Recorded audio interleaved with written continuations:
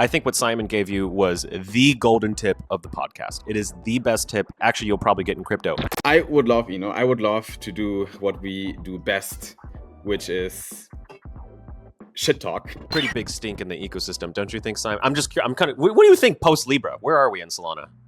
Well, we forgot about it. But fuck all that. Just use Jupiter Mobile. That's all I gotta say. But I have a long-term Solana shard that I look at when I feel sad and lonely. And it's just like, you fucking kidding me with this shit? I mean,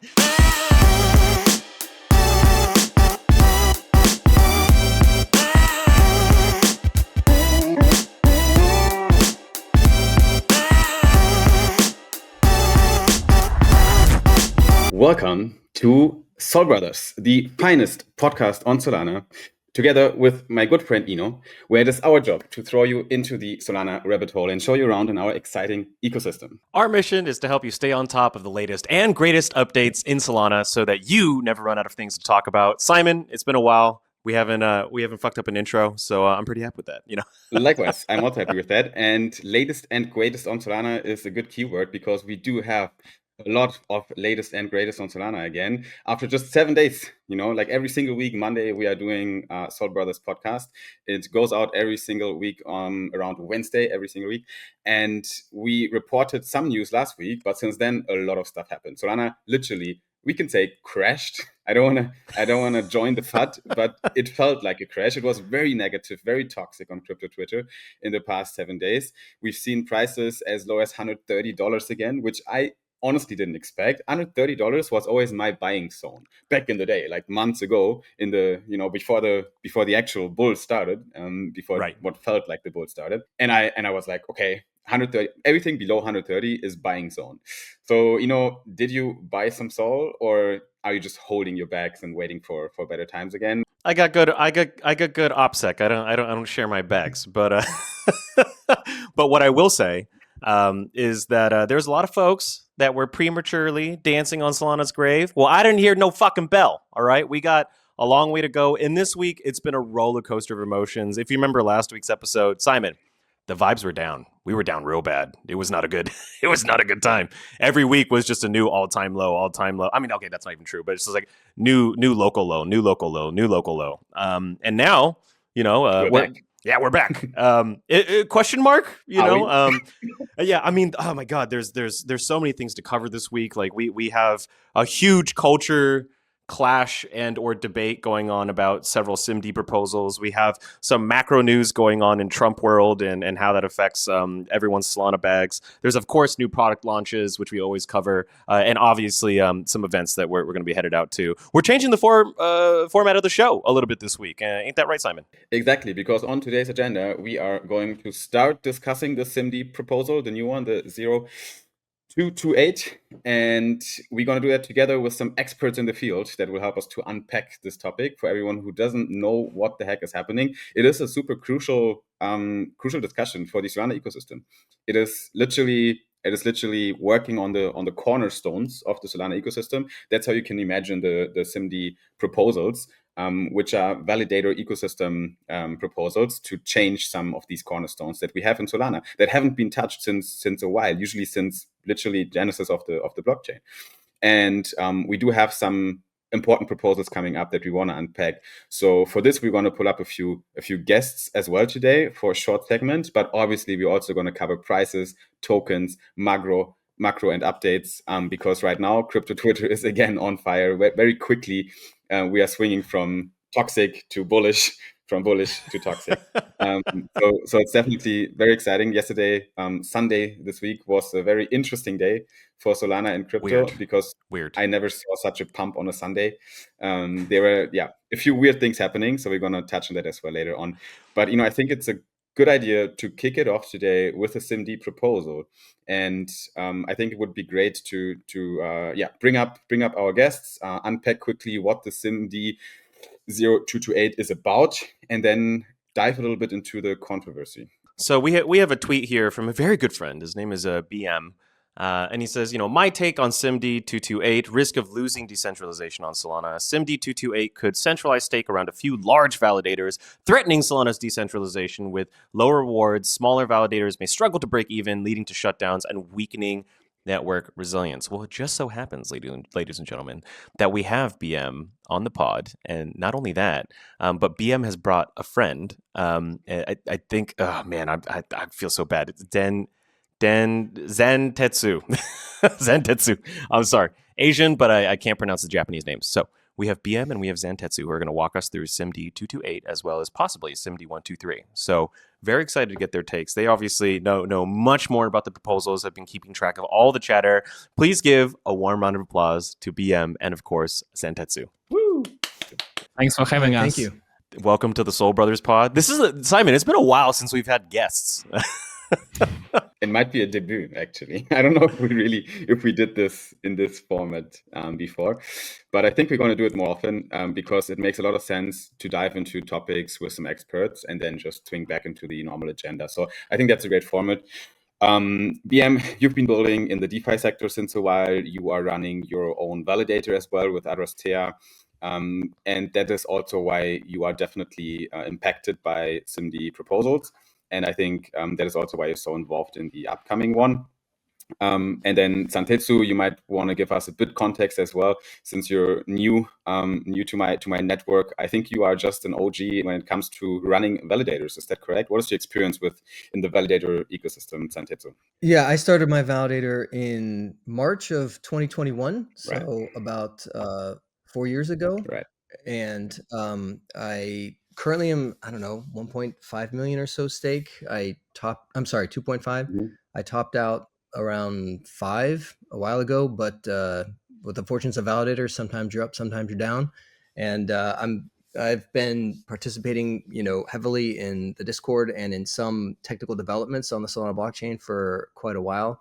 I authored the timely vote credits proposal and the code that went along with it that altered the way vote credits are counted, which I hope has improved Solana. And that was the first government's proposal we ever had.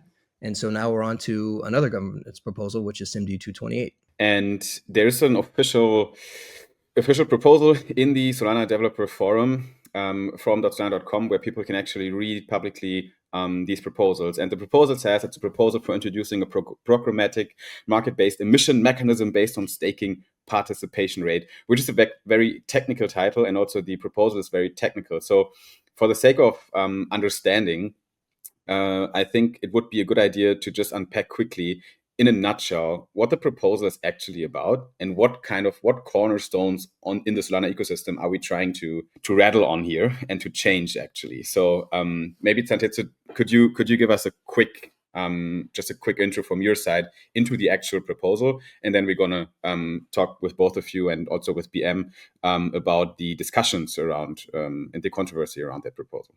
Sure. So for short, we often describe that proposal as what's called dynamic emissions. So that's a short name you could use to remember what it's about. Okay. Right now, the inflation schedule for Solana is on a decreasing curve that was defined way back when Solana was first created. And the emissions rate right now is about 4.5%, maybe 4.6%, and decreasing by 15% every year. That was the design. It was a very simple curve. It was meant to provide incentives to staking, which is a fundamental part of a proof of stake network, to keep stake alert and aware of choosing the correct validators to make the network work well and to reward them for doing so. Dynamic emissions is trying to eliminate that curve and replace it with a target stake rate to say, okay, we want to have about 40% of Solana staked. And what we'll do is we'll define a heuristic where when less stake than that is staked, we'll increase the inflation rate. And in order to incentivize more stake to stake, because they'll be making more Solana to stake, because they'll be making more returns. And when it goes above that, we'll reduce the inflation rate, which will then pay out the smaller returns to stake Sol, which will then decrease the incentive for staking and bring the target back down. So that was the proposal. And the idea behind it is that that's a smarter way to do things, because rather than just relying on some curve that was arbitrarily chosen a while ago, we're going to pick a stake target level and try to maintain it because that's the important thing that we're trying to achieve with emissions. Another aspect of this proposal that is perhaps the more controversial part is the way they've chosen the targets will drastically reduce the inflation level pretty much immediately. And that's the part that causes a lot of controversy because inflation pays stakers and stakers pay validators.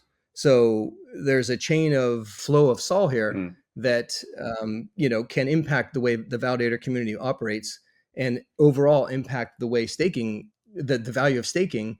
And this is a major difference in how Solana staking has worked, and that's why it's very controversial. And it also impacts a lot of people's bottom line, and that's why it's been very controversial. Yeah. So one question I have right off the bat is, how decentralized is decentralized enough, right? Because as I understand it, we have over 1,200, if not closer to 1,500 validators on Solana. So just would love to get your take about, like, is it such a? I mean, just I like to just be super direct about things, right? Like, isn't it okay to lose half the validators? And if not, then why not? I think if you ask every person, they would have a slightly different opinion on sort of what the appropriate size is. Some people are very paranoid. They want to see a very wide validator set because that gives them assurances that this set of validators that could do something malicious would have to be so big that it's unfeasible. Some people think that, well, we're all economically aligned for Solana to work, so the validator set could be smaller because it's not in anyone's interest to destroy, the market they live in.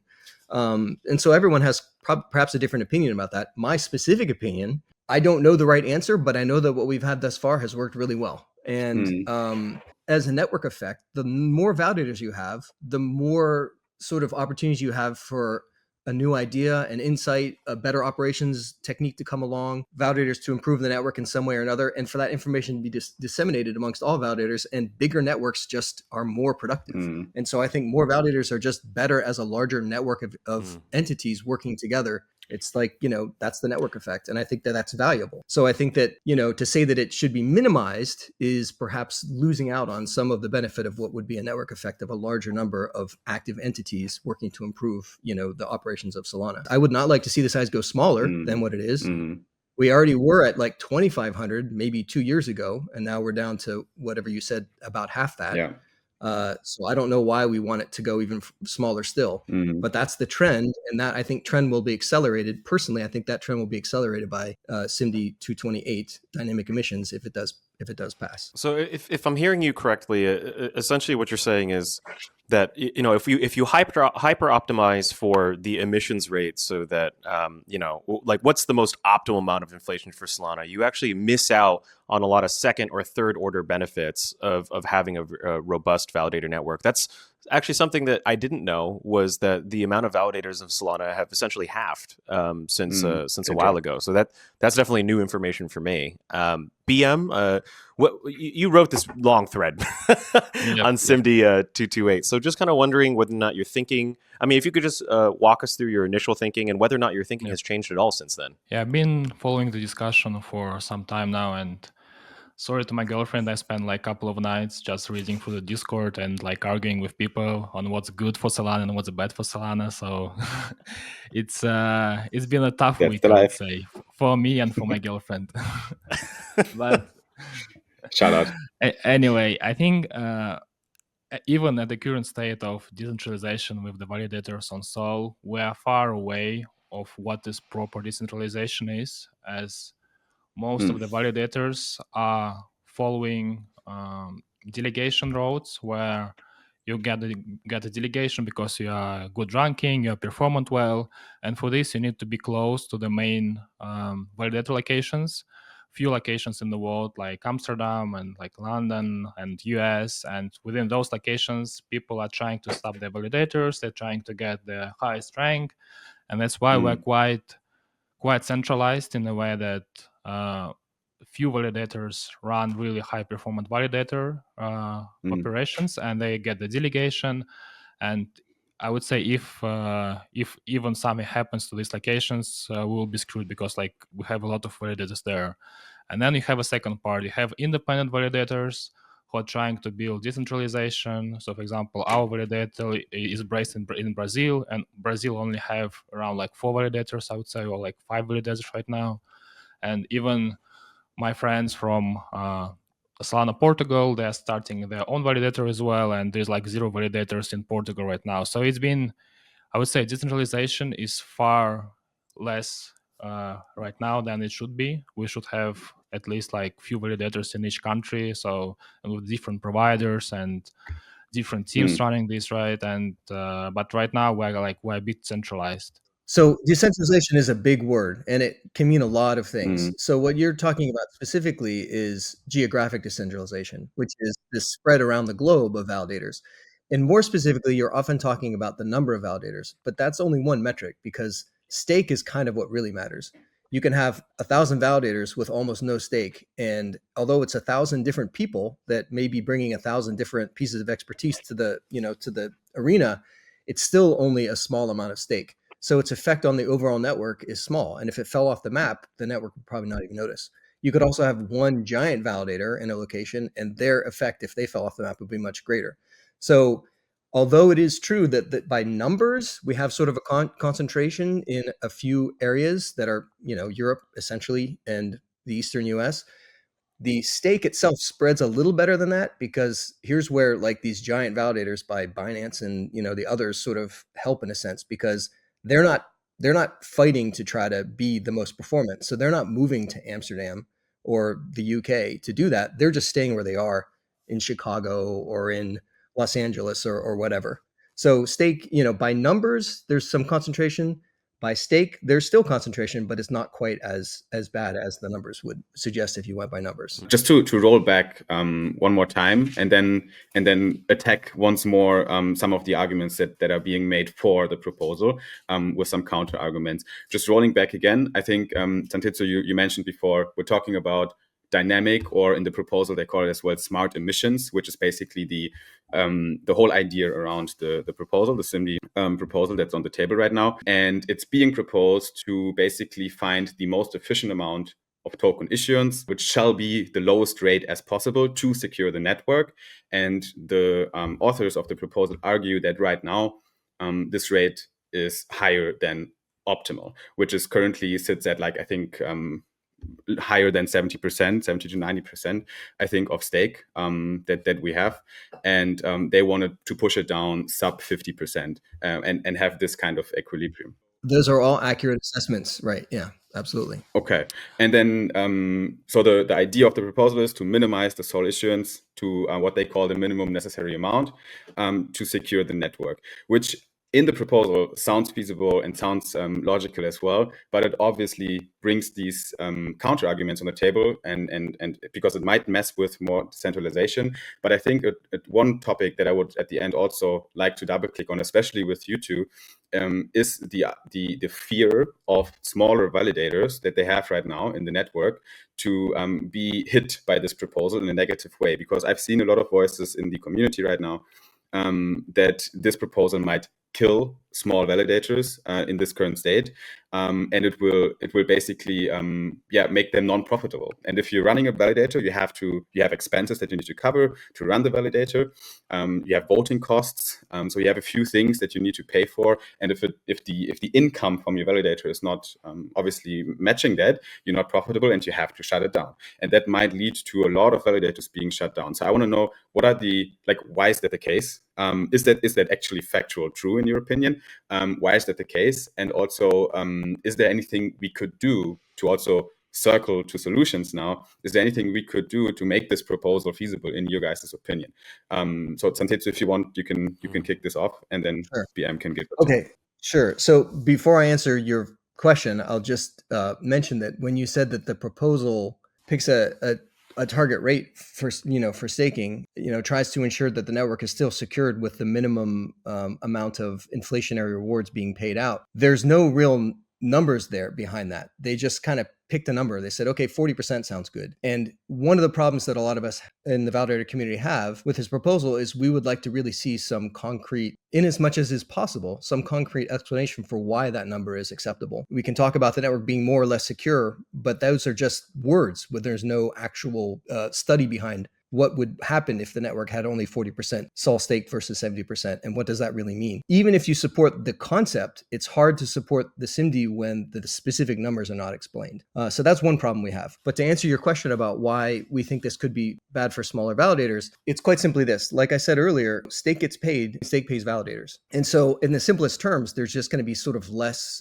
funding available for validators to operate. That's in a very big picture, sort of statement. More specifically, when the stake rate goes down, I assert that stakers will be unhappy and they will try to recover as much of their previously enjoyed rewards as possible. And one place they can go to get it from is validators. So they may become more sensitive to validator commissions, validator earnings, and they may say, hey, you guys we've just lost a bunch of our income. You need to share some of your income with us to make it up. I think that's likely what's going to happen.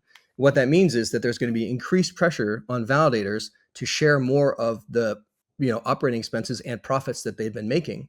And that increased pressure is the thing that will lead to validators that are already kind of on the fringes of being able to be successful to no longer be successful because of the greater pressure for their own rewards and operating expenses to be shared with stakers who have now suddenly lost something that they enjoyed previously.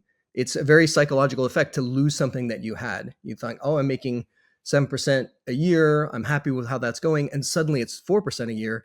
You're going to be woken up and realize that, you may have to seek some extra returns elsewhere. And I think they're going to predominantly go to validators to try to extract that APY back, which is going to put more pressure on validators to be more competitive with each other, to, as I say, starve themselves harder. Whoever starves themselves the hardest will get the most stake. And we don't want validators starving themselves. That's not good for the ecosystem. We want validators to be as successful as necessary to fund their own operations and to fund the work that validators do to try to improve Solana. It's not just running a server. It's running a server, being aware of a lot of the factors involved, contributing ideas, contributing operational techniques, informing other validators. There's a lot of things that go into it that we want to see continue to happen. And the more funds you take away from validators' ability to do that, that will affect the smallest validators the most because they're the most sensitive to being right on the edge of failing already. Right. So that's the rationale behind thinking that this proposal, it will do exactly what it intends to do. It will result in smaller emissions into the Solana ecosystem,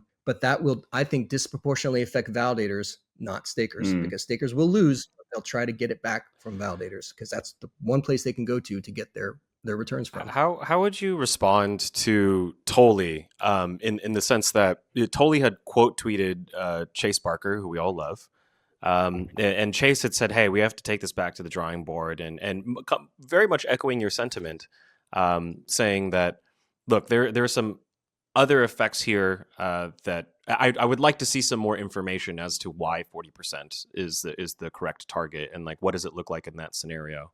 And Tolly quote tweeted this and said, sleeper agents from the Soviet Union have invaded Solana, right? And then he shows a manual from the Soviet Union that basically says, always urge caution and to study things before you act. Never allow shortcuts for expediency.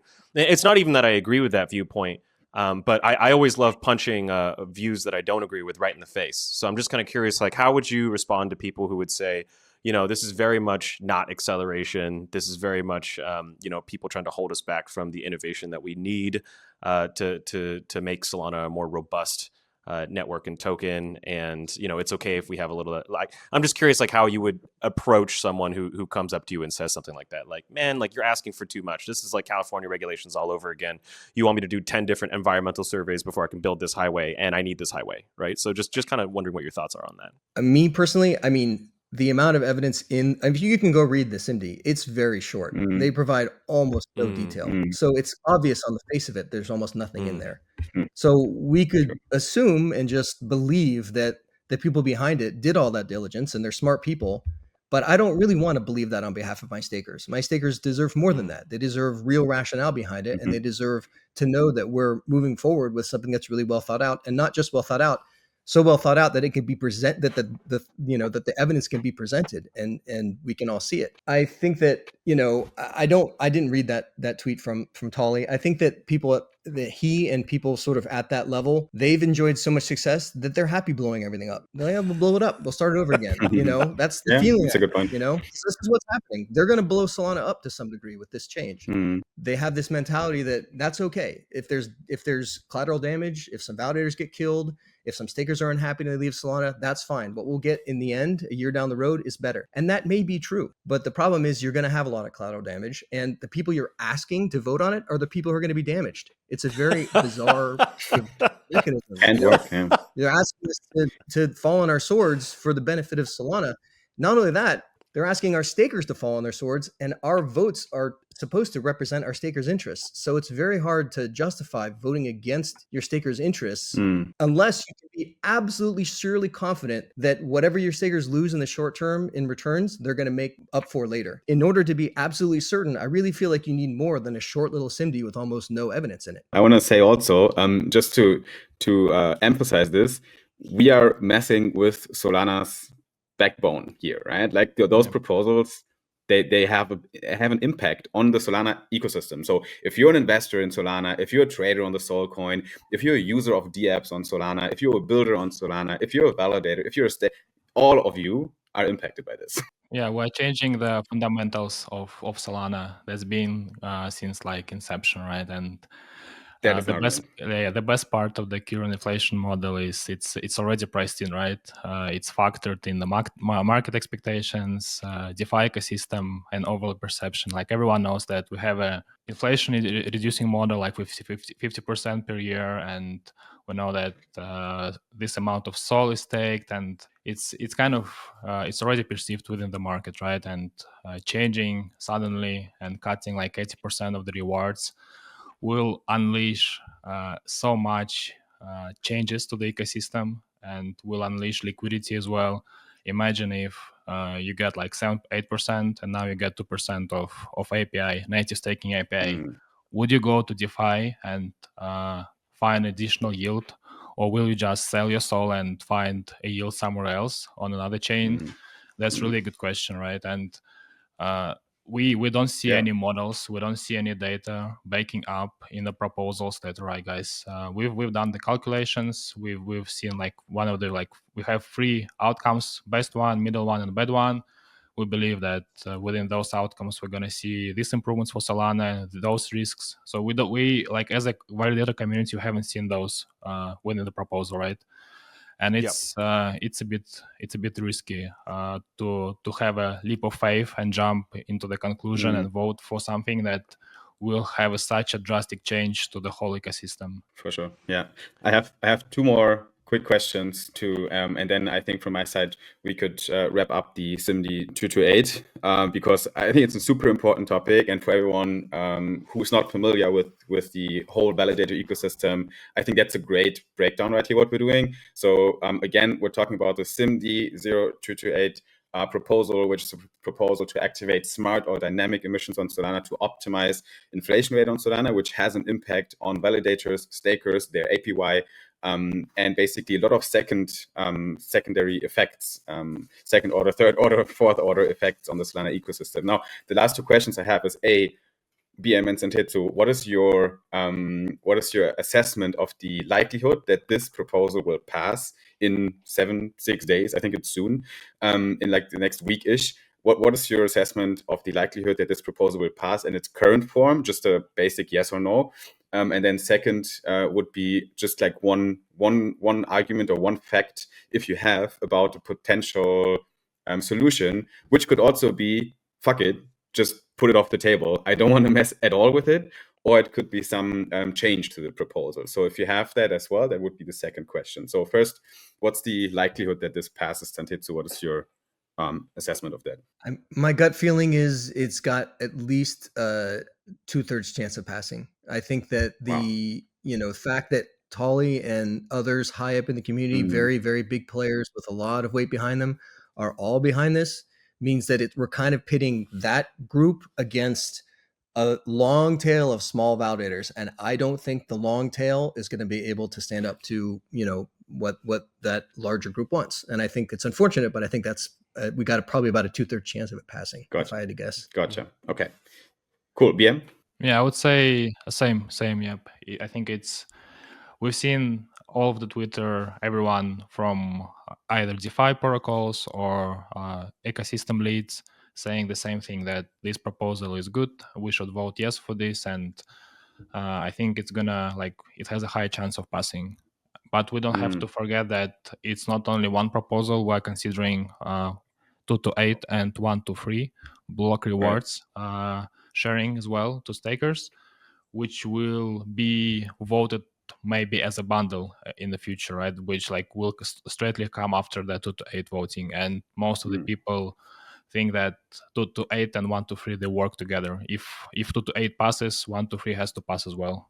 Yes, 228 gives stakers the incentive to, you know, crush validators, and 123 gives them the technical means to do it. That's kind of how they work. I see. Wow. But it was really great having you guys on the pod. Thank you so much for sharing what you know about SIMD-0228. And I wish we had more time to talk about SIMD-123. We even might have you on next week to talk about it. But it was really great having you guys on. Thank you so much for making the time. I know some of you are calling in from super late.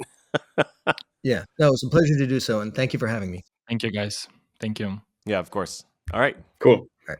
Bye-bye. Take it easy. I would love to do what we do best, which is shit talk about people fighting on Solana, and just diving a little bit quickly into macro prices, what's happening on crypto Twitter. Let's do the fun stuff, because the past days have been, again, very entertaining. Not gonna lie, a lot of stuff has happened, and I would like to kick this off by a quick look at the chart, because that's what we usually do, Eno. And I think the chart tells us exactly what's happening right now and what we should pay attention to. We are right now. We saw quite a correction. Okay, so let's first check this out. We saw $300 almost in the Solana price on January 19th, and we went down all the way to $125, which is a decline of almost 60%. 60% price decrease in the past weeks, and the sharp decline that happened last week was definitely a shakeout that worried a lot of people, because we broke through $160, and then it was basically just all the way down. Not a lot of volume, just straight down. There's not a lot of buying pressure that holds anything here. So we saw a straight downward red candle into the 130 range. It's called a rat candle. What's a rat candle? A red like blue. Oh, okay. I was like, a rat candle. Okay, we can call it that way if you want. Like, this is going to be Saul Brothers lingo now. So we saw a red candle that was actually quite brutal. If you see that daily candle right here, it is a candle we haven't seen before for a long time. The buying pressure and the momentum of the buying pressure was at all-time lows. You can usually measure this with the RSI, which is an indicator that indicates how much buying pressure we currently have. And the RSI indicated sub 30, which is always heavily oversold.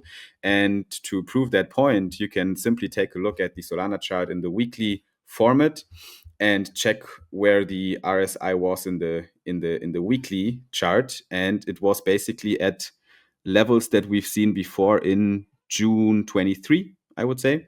So it's been a while that we have been in such low RSI oversold territory, and people were calling the bear market. People were calling $40 Solana, and it is over now, and we're going down.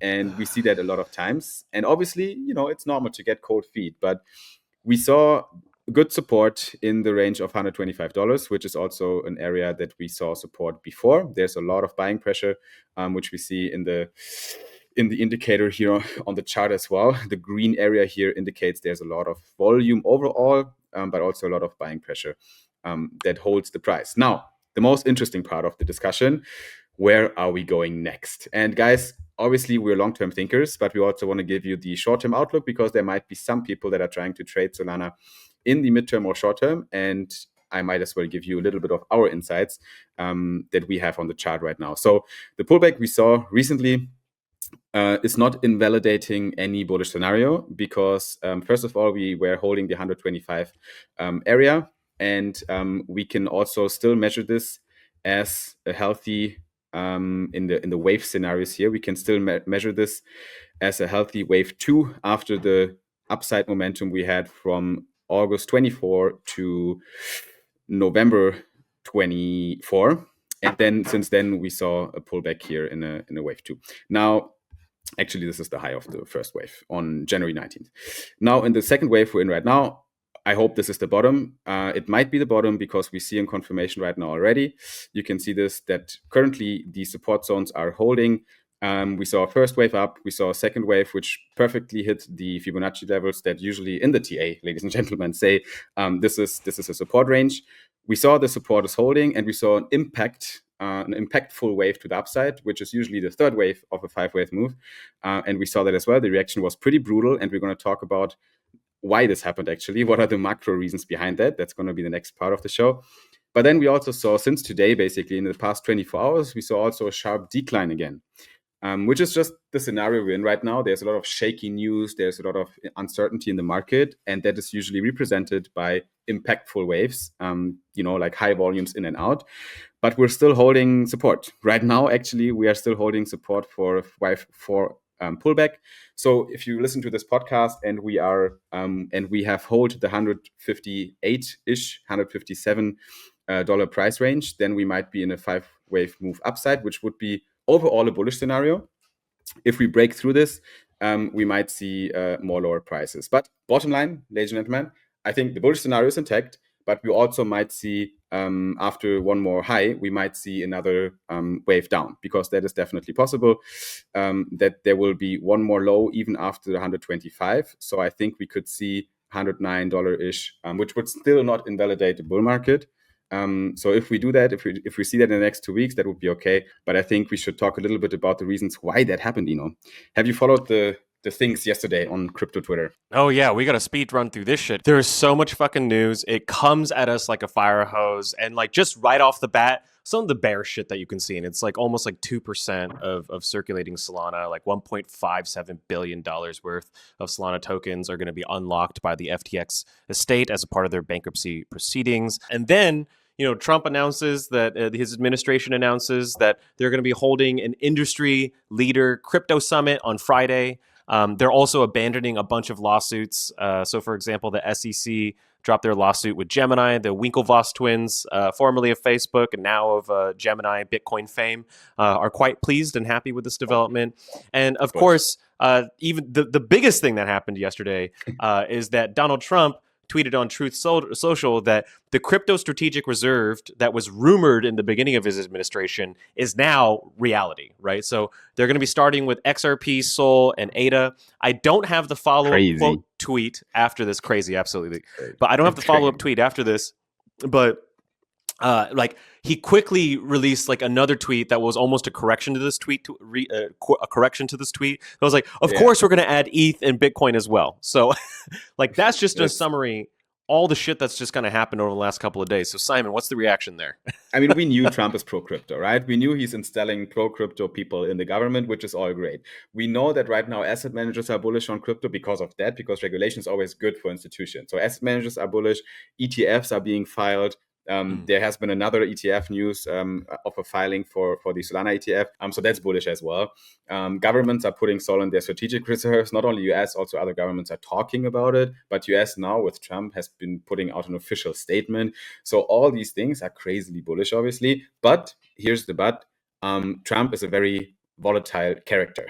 People don't fully trust his words and his government, because he's doing a lot of irrational, that what seems first irrational and impulsive decisions. And also keep in mind, he's always talking about executive orders for these kind of things. An executive order has been put out to put a Bitcoin reserve and an Ethereum reserve and a crypto reserve, which is something that they use to bypass the Senate and the Congress, and it's basically fast tracking decisions in the government level.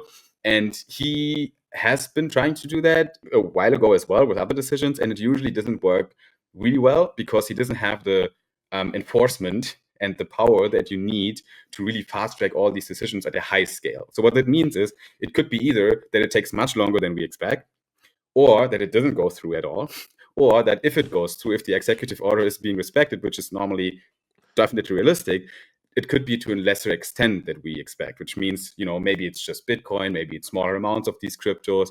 So those are all some of the thoughts. And last thing I want to also mention is there has been quite some rumors of insider trading that happened on the weekend now, which is definitely a rumor, but it looks super suspicious because there have been trading accounts that literally longed Bitcoin and Ethereum, like just a day, like less than 24 hours before the announcement of Trump's Truth Social story, with like huge, like millions of dollars and 100x leverage, like completely ridiculous. So high risk, high amount of money that you would basically only do if you are very certain that this will be not liquidated. So you have to have some inside information. They did that on ETH and Bitcoin, interestingly, not Solana. And then right after the news dropped from Trump, they took profits. So there was a fucking green candle shooting up, not a red candle, a green candle. And then they took profits, right? So a lot of, bit of suspicion, but I think we should hold back a little bit on the bullish news. It was an impact to the upside. Now we're seeing a retrace, especially if we don't see any big news coming out of the Friday White House crypto summit. If there's nothing being announced there, this equals watching the inauguration of Trump not mentioning crypto. You remember what happened there? Nothing. It was a negative impact on the price because people were like, okay, what now? I thought it's going to be, I thought something bullish is going to happen. So I think this week is going to be shaky.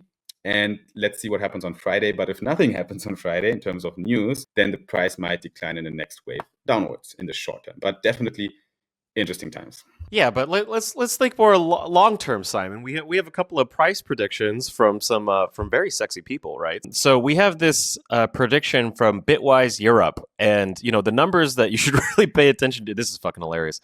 There's a bunch of jibber jabber here about like growing, active wallets, as well as like a compound annual growth rate. I mean, you did this a lot as an investor, right? Like looking at these numbers. I mean, most of this time is just bullshit. It's some intern, some guy with some model that's, he doesn't have a crystal ball, right? I'm like, what was your experience as a? We'll talk about the numbers in just a second, but like when you see stuff like this, price targets, like what's the initial thought that comes through your head? I'm a sucker for data, so if I see data, I get pumped, so I like data and I like analysis because it gives me more rational to say something, because otherwise it is literally, as you say, just like glass, the glass thingy where you say, okay, I predict the future. But at least here we can look at some data, and if similar to analyzing a business and its revenue streams and its future business potential, to use that to come to a valuation conclusion and future predictions on the valuation. You can do similar things with digital assets and with Solana, because Solana is also a business that produces revenue, that has economic activity on chain. So I think these assessments are actually interesting. They shouldn't be your single source of truth to make financial decisions, but I like to take them into consideration when doing them. All right, data nerd, because the bear case says that the price target is $2,318.90. The base case, the neutral case is over $4,000, and the bull case is over $6,600, right? So I mean, Simon, I hear you. More data is better. It's better, definitely higher signal than just random noise. But I mean, come on. I mean, really. I mean, well, I didn't want to show this chart because I felt ashamed of it. But I have a long-term Solana chart that I look at when I feel sad and lonely, because this is it's a logarithmic chart which basically takes into consideration the price appreciation of the asset over time versus the price jump. So if you look at the logarithmic chart compared to a native chart, or like a where the numbers are not logarithmically calculated, you see it's less impulsive usually. And if we look at the logarithmic right now, and if we do my favorite TA analysis, which is usually the Elliott waves, which is a sentiment check on trading psychology. That's usually what it is. Fibonacci levels and Elliott wave theory. You can look these things up. It is basically always taking into consideration the psychological buying and selling levels of traders, and it works out. It checks out to a large degree, especially in long-term charts. In short-term charts and daily trading and so on, it can be wrong a lot of times, but in long-term, it can check out a lot of times. Now, we saw Solana inception 2021 or 2020. We saw a first wave to the upside to $216 or $200. We saw a decline into the wave 2, into the bear market in 23, to $8 post FTX. And now we're in a third wave, which is usually the most impactful and impulsive wave to the upside. And the target levels for a third wave are between the 100% and the 161.8% Fibonacci levels, which is something that usually checks out. It checks out right now in the short-term chart. If we look at the daily, what I showed earlier, and this would mean 1,777 as a price target, which is very interestingly close to the prediction that Bitwise does in the bear case. In the bull case, it shows $50,000. And ladies and gentlemen, obviously, this is a very long-term chart. This could happen in the next cycle, in the cycle after the next cycle. So the third wave is not playing out right now. We can see definitely more pullbacks here in the middle. But it is realistic if, here's the if, not only if the TA checks out, but also if Solana as an ecosystem survives, similar as Bitcoin has proven itself. We could also fail. Like Solana could also fail. If Sol gets over $6,000 per token, yeah, I'll see you on the private jet. Okay, I'm just saying. Sounds good. I'll see you on the private jet, man. We have another price prediction from CZ. Actually, he had written a tweet like this over in December 17 of 2020, right in the middle of COVID, right, waiting for the new headline. So Bitcoin crashes from $100,000 to $85,000. Wow. Save the tweet. And now he's made another prediction. Maybe it'll take another 4 years to come true, but I'm waiting for it. You know, Bitcoin crashes from $1 million to $985,000, and it's possible. So it's possible. Yeah, it's very good. So good. He must be very proud of that. Oh yeah. He made such a good call because it's literally true, right? What he said in 2020, December 2020, literally played out right now in front of our eyes. Yes. Yeah. Right. So I'm very much looking forward to that. You know, it'll be a different world. Yeah, stay bullish, and stay hungry. Keep building. We need Solana to survive. Not just you know, the decentralized validators that are powering all the applications on top, but like we have to keep building on top, so that more consumers keep coming and we can justify $6,000 per Sol, right? 100%. So many macro developments. Even this bombshell, like this in any other week, would be the tweet. This would be the thing we talk about, right? But you know, in today's market, anything goes. But published by the Kobishi letter, wow, the SEC just said that meme coins are generally not considered securities under U.S. federal law, meaning that they don't have to register as securities. They also said that meme coins have limited or no use and do not need to be registered. This is a massive statement by the SEC, followed up by the lead legal counsel of MonkeyDAO, Ariel Givner. She says meme coins are legal. We love Ariel. Happy birthday, by the way. Okay, cool. She is kind of a badass. I met her IRL. Her online persona matches her offline persona for sure. And she says, yeah, I mean, you know, so meme coins are not securities, so you don't have to register them anymore. But fraud is still illegal. Ha. And I think that's a good way to close it. Yeah, you cannot rug people legally in the United States of America, which is a good thing. But yeah, it's just crazy to me, you know, to see that this is an official statement of the SEC that I'm looking at.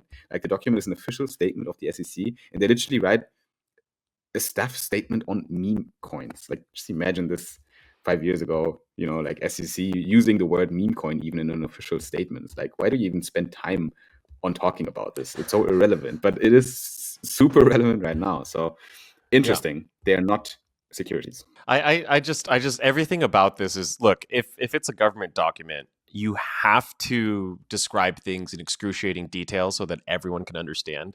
It's just funny to me that they have to. A meme coin is a type of crypto asset inspired by internet memes, characters, current events, or trends. It's like I could not imagine having to be the fucking intern having to write this statement. But you know, the superiors, like, what are we talking about here? What's a meme? So it's an animal, right? It's like, you remember that Instagram squirrel? Yeah. So he's dead now, and they turned him into a meme coin. What does that even mean? Could you use English, please? Pivoting onto kind of newest updates and releases on Solana. Wormhole, right, has built a next generation suite of intents protocols enabling fast multi-chain transfers for institutional scale volume. But the most important thing, it's built on Solana, right?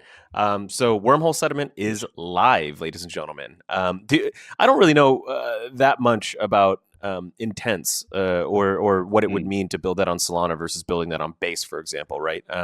Do you have any other additional information here, Simon, about wormhole settlement? Not too much. I think it's quite a technical topic. So wormhole settlement will power intense Base transfers for both DeFi and FinTech with the ability to facilitate institutional level flows. And there's already people using this in real life, and we have people using the settlement of wormhole like Sanctum, Infinex, Rango Exchange, Backpack, LifeHigh Protocol, Sui Land Protocol, and others. And yes, it is built on Solana. It leverages Solana as the central orchestration layer for price discovery and liquidity distribution. And they also answer the question, why do they use Solana as a liquidity layer? Well, solvers only need to deploy liquidity from Solana. It improves capital efficiency and eliminates the need for rebalancing to manage asymmetric flows between chains.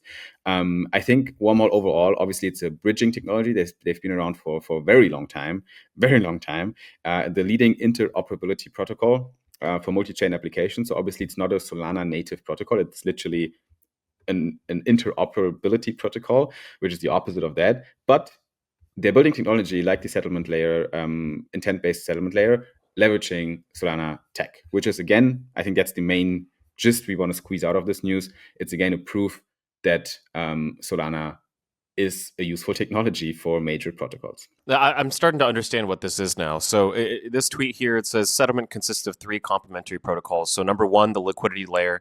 So that just means it's very easy for institutions now to provide liquidity in the same way that you as a user might LP into Meteora. They have some custom tech and or software or some front-facing interface that allows institutions to provide liquidity at size. Then you have buy and Swift.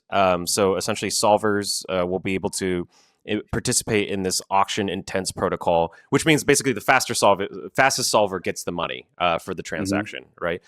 So you have that piece that helps address how are you actually sending tokens from one protocol to another. And MCTP, which is a version of Circle's CCTP, which is used to transfer stablecoins from one network to another. I'm wondering whether or not MCTP is specifically just for like if they're using it as an all-purpose tool for all tokens, or if it's specifically to solve the stablecoin piece, which is its own game.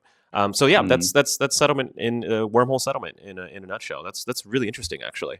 I think good for builders because it's infrastructure, right? And we need that. So that is very bullish. Also very bullish, is a news coming out of the MetaMask ecosystem, which is interestingly usually nothing we talk about at the Sol Brothers. Why do we talk about MetaMask these days? Oh, we're talking about MetaMask because in its latest development roadmap, they're finally including native Solana and Bitcoin support, and it's just like, you fucking kidding me with this shit?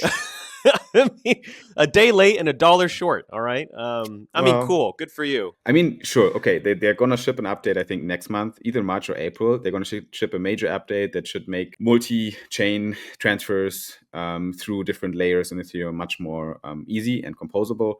So it should improve the UI a lot. My big question that I have, first of all, is why so late? What took you so long to make the user experience like at least better, not best, but better, because it has been shitty since a long time and you guys are the major crypto wallet, period, right? So I think it's just a bit weird that it's so late. Anyway, good for you, like better late than never. So I think it's good that they're optimizing UI. It's also strategically for the business case, probably a good decision to introduce Bitcoin and Solana. But here's my but, what would you say if Solflare integrates Ethereum? Would you be like, oh, nice, perfect, good decision? Or would you be like, wait a second, I thought you guys are the Solana wallet? Yeah, during the wallet wars, I thought about this for a while, and I do think it's better to have wallets that are single purpose and focus on the performance of a single network. There's just, you and I both know, man, like theoretically, yes, you could do all chains well, right? Sure. You as a company will do better if you opt, like Pareto principle, right? 80-20. What's 20% of the work that's going to get you 80% of the results? In this case, I think that just focusing on Solana or just focusing on Ethereum would be the better bet. And then you can use bridges, or even Sanctum and Backpack, they have a pretty passable, multi-chain experience. But fuck all that. Just use Jupyter Mobile. That's all I got to say. Have you followed the discussions between Backpack and Jupiter Mobile yesterday? Oh yeah, no, I saw the entire exchange, including with Armani. What happened? Yeah, no. So what you're seeing right now is a video posted by the Backpack intern comparing 4 different wallets, and it's very clear in this video that Backpack is faster, right? Fast forward to like an hour or a couple hours later, the Jupiter Mobile intern got very upset. Someone took the leash off the Jupiter Mobile intern because they fired back with their own video showing a direct side-by-side comparison between Jupiter Mobile and Backpack. And what it showed there is that Jupiter Mobile is clearly faster than Backpack, and they accuse Backpack of lying, right? Which then snowballs into Armani getting into the comments saying like, bro, I just woke up. Give me a second to figure out what the hell this is. And then the Backpack intern then follows up their main tweet with showing that they didn't cherry pick the results, that they ran multiple tests. And yeah, but I mean, the long and the short of it is that who cares? It's 2 seconds. Yeah, look at this one. Look at this take from Armani. Again, shout out to Armani for being such a reasonable human being. He just says, one of the most bullish things for Solana is the wallet wars. 4 high-quality apps, including his and all his competitors, 4 high-quality apps working tirelessly every day to beat the other. The wallet wars certainly aren't over, not even close. So while he's making sure to say, hey, I'm bullish on Backpack because I am Backpack, he's also admitting that the others are doing a great job at trying to keep up, right? So yeah, but yeah, no. Sorry, I don't buy that. That's a no. That was a shotgun shot. Why? Yeah, because he's Armani, so he's very reasonable. So he's not going to go full warpath like I might do, or Meow might do, right. But that was clearly the Armani way of saying we're coming for your ass in a way that is making a bullish picture on the Solana community. That's what I like. Yeah, because he's saying we're competitive, and we don't, we like to make Solana better by competing with each other, which is great. We need the competition. So, I think Jupiter Mobile is the better UI. But if they wouldn't have competition like Backpack, the team might, have less incentives to push so hard and to be so good. So competition is always a good thing. But the thing that really sealed the deal and why I think Jupiter Wallet actually won that argument is because then they showed a side-by-side comparison of what it's like to open up Jupiter Mobile, open up a Backpack, and then just perform a simple swap, from SOL to USDC. And it's very clear that the Jupiter Mobile AI, I mean, you have to know how to use it, but you can accomplish that task in under 5 seconds from start to finish, from opening the app. Whereas Backpack's experience, it in their test, it took closer to 15 seconds. Honestly, I think they were typing a little slow, so maybe closer to 10 seconds. So you're looking at a 2x difference of opening up your wallet and swapping SOL to USDC.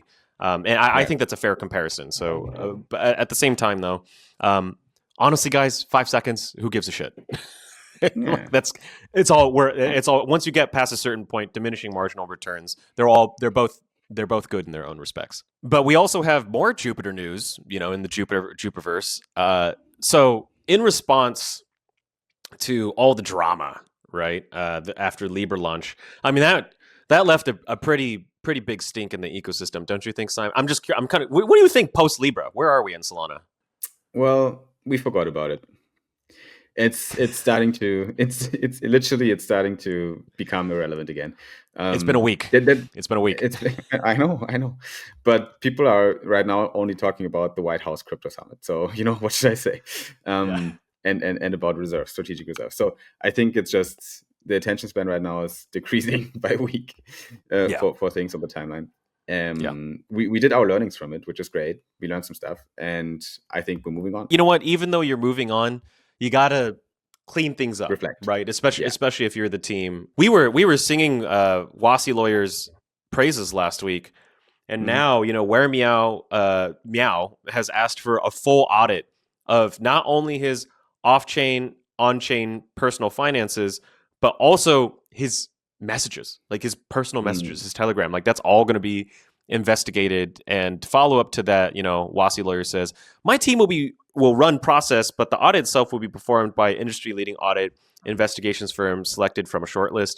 Meow intends for the results to be made publicly available. The Jupiter founders will have no influence over the process. That's pretty gangster move, You know, I mean, like when you don't have a lot of chips to play, that's the chip you play in a situation like this, I think. So pretty masterstroke. Full transparency. Is that the strategy? I mean, bro, he's letting them go through his personal messages to see if there's any been, and I'm sure that they'll run some forensic analysis to see if shit has been deleted.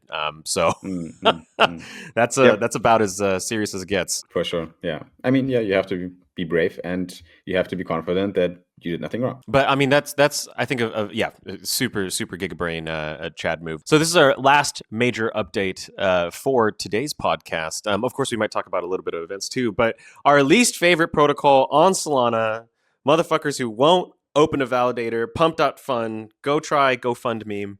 Pump.fun got hacked, right? Their Twitter account. Didn't seem like a big deal though. I mean people got rugged for sure. But this is I don't know, just it's another like daily day. business by now. Exactly. Yeah. just another Tuesday. You know, like one huge ass crypto account gets hacked, CA gets posted, token pumps for 10 minutes, token dumps is dead, team makes a statement after 10 minutes, sorry, we got drugged, we're hacked, we're back now, everything is safe.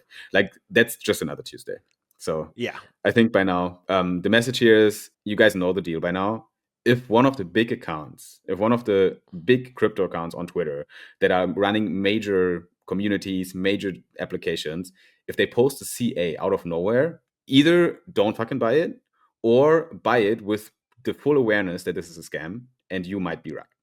Right? Like if you want to gamble on it, yeah, go ahead. But probably better to just don't touch it with a stick. It's so interesting to me how different communities that are very similar, like for example, Wall Street bets or even people who gamble professionally or like the crypto community, they all have different terminology. They don't really communicate with each other. And like, but there's one thing that I'd like to bring from the gambling community to anybody who's watching this podcast. Gamble responsibly and only gamble what you can afford to lose. Okay. So I think what Simon gave you was the golden tip of the podcast. It is the best tip. Actually, you'll probably get in crypto. If you see some rando fucking contract address from a huge account, don't buy. And if you insist on buying, gamble responsibly and understand it's a gamble and only gamble what you can afford to lose. Like that is the PSA of the podcast. You also said something else, Simon, that I really, really loved. It's only been a week and I just feel like that could be Soul Brothers merch for sure. It's like, it's only been a week, ... Because it's truly how I feel every week. Like we have three right now. So it's only been a week, ... Then we have, we'll cover it, ... It's just like, we cover it. Like the statement, right. Because we just covered, we're going to cover it. And just bro, ... Like bro. I'll add a fourth. I think rat candle should be a thing. Just a fat red candle down, Yeah. Whenever we see rat candles, we're gonna shout them out. Like that's gonna happen. So, ladies and gentlemen, I think it was a big week again, and it's gonna be a big week looking forward. Right now, it's Monday, beginning of March, and we're gonna see what this week brings. When you're listening into this on Spotify or Apple Podcasts, it might be middle of the week. The White House Crypto Summit is in front of you. Prices are probably volatile still, maybe in a pullback, but that's just the usual business. I think we are back from the little pullback we had. I think that's the bottom line we had. We are back from the little pullback we had the other day for now, but it's crypto. So stay safe out there because it might go in either direction and we have no idea what's really going to happen. We only can give you some assessments and ideas, but no precise answers. But what we can do is deliver the latest and greatest from the Solana ecosystem to you because that is, what really counts, right? Talking about the builders, talking about the projects, talking about what we're actually doing here, and things like the SIMD proposal, which is inherently important for the Solana ecosystem. So these are conversations we want to have. These are things we want to bring to people's attention. And that's what we are going to keep doing at the Soul Brothers. So if you like what we're doing, make sure to subscribe to the YouTube account, subscribe to Apple Podcast or Spotify, give us a follow on X, and make sure to tune in either to the live streams every single Monday or listen to our podcast when it's out there every single week on your YouTube podcast app or wherever you want to tune in. You can also do it on X, by the way. Thanks so much for joining Soul Brothers, everyone. We'll stay on a little bit longer, but that's a fucking wrap. Cut!